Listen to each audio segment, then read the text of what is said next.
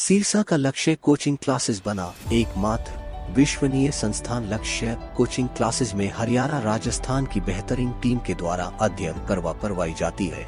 Offline classes उपलब्ध, साथ ही अनुभवी टीम द्वारा निशुल्क स्टडी मटेरियल भी करवाया जाता है।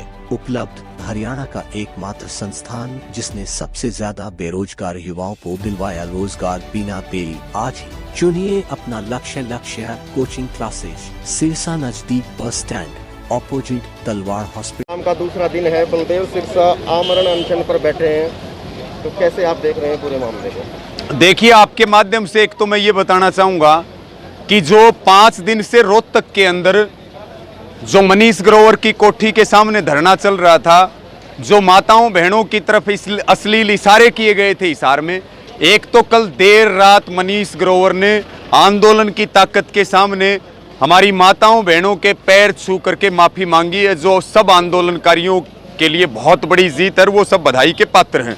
दूसरी बात, अब 2-3 चीज़ों पे हमारा ध्यान रहने वाला है।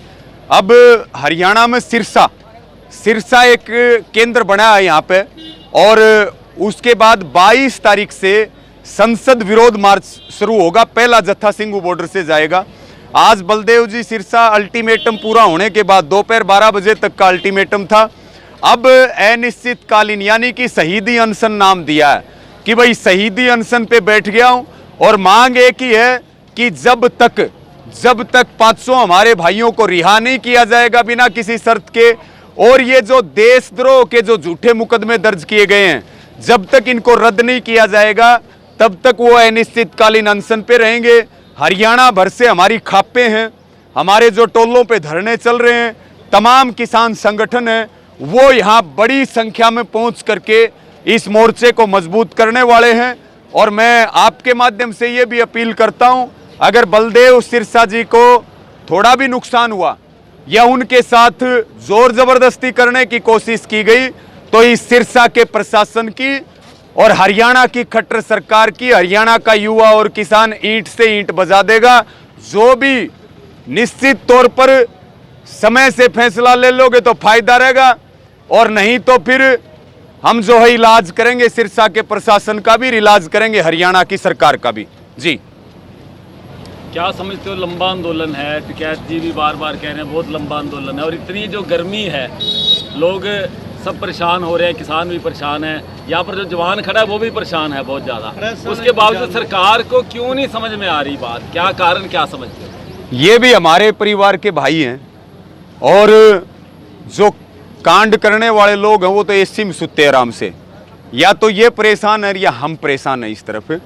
और सरकार को क्या है भाई साहब, सरकार को बीमारी है, और बीमारी शारीरिक हो तो भी ठीक कर लें, बीमारी इनको मानसिक है। और इनकी मानसिक बीमारी, हमें पहले तो बीमारी पता करने में दिक्कत हो रही थी, फिर बीमारी की वैक्सीन बनी, अब ये बीमारी भी पता चल गई, वैक्सीन भी बन गई। अब तो ठीक समय आने पर इनको डोज देनी पड़ेगी बीजेपी वालों को।